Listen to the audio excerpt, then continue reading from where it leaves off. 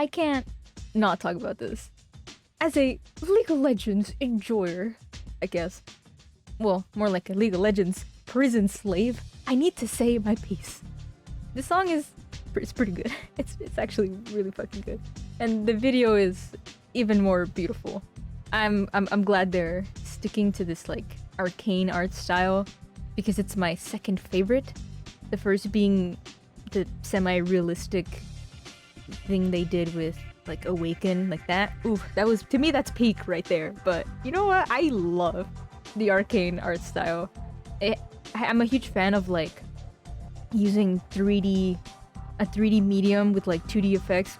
Chef's kiss. I will never not enjoy their work, their cutscenes and such. Because just the visuals themselves are great.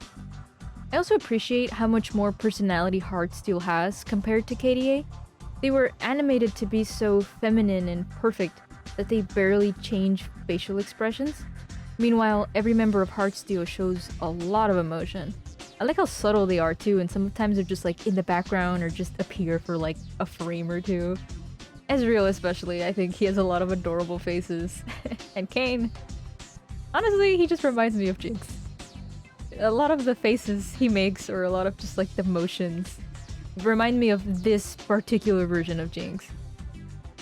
One of my favorite moments, for sure, is Aphelios ringing the bell. 10 and 10. If a musician tells you he plays the triangle, lock that shit down, cause damn, he's got an important job. Anyway, I enjoyed this song a lot. I've been listening to it. I've been listening to it almost non-stop since it came out. I was enjoying it on the drive home, and it's just, I'm gonna keep listening to it until I get tired of it, which will, you know, I don't know when that will be, but I'm gonna enjoy it. I didn't know, actually I did. I only knew one of the voices, and I didn't recognize him at first. You telling me how Scruby, this guy, right here, if I'm looking at the correct person, this is the voice of Kayn, this wonderful individual with so much charisma, is playing an edgy shithead? Amazing. Honestly, performance, really good. It's really weird to listen to like this version of Kayn and then hear his real voice. It's like they're completely different.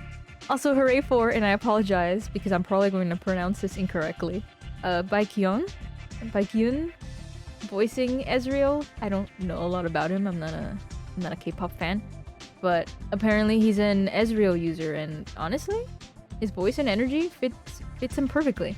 He really fulfills that pretty boy persona, and I have a feeling they're bringing him back. There's a reason why he is the first name and the only one in all caps, right? That is a very deliberate choice. So I'm kind of hoping they do make more.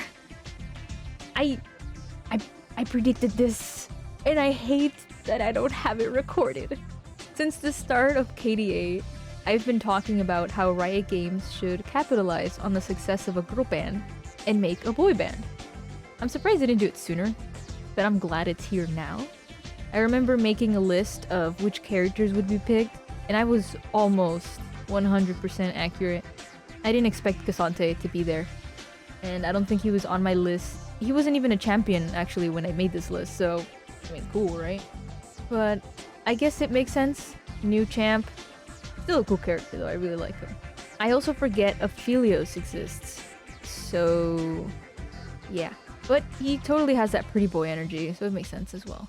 Everyone else was a given, even Yone, considering his brother isn't true damage. If not for that, I would not have expected... Well, I would not have expected Yone to fit into the aesthetic, but I know they would have put him on there anyway, because it's fucking Yone. Like, they're gonna pick the popular champions.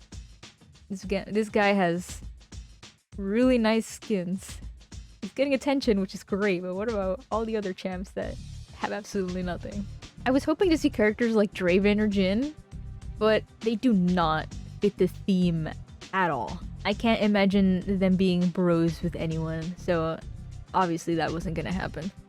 And as much as Rakan would have been another great option, that would have meant that Xayah needed a skin too, and that was also not gonna happen. Varus would have been another cool option, but I guess he's not popular enough, so sad.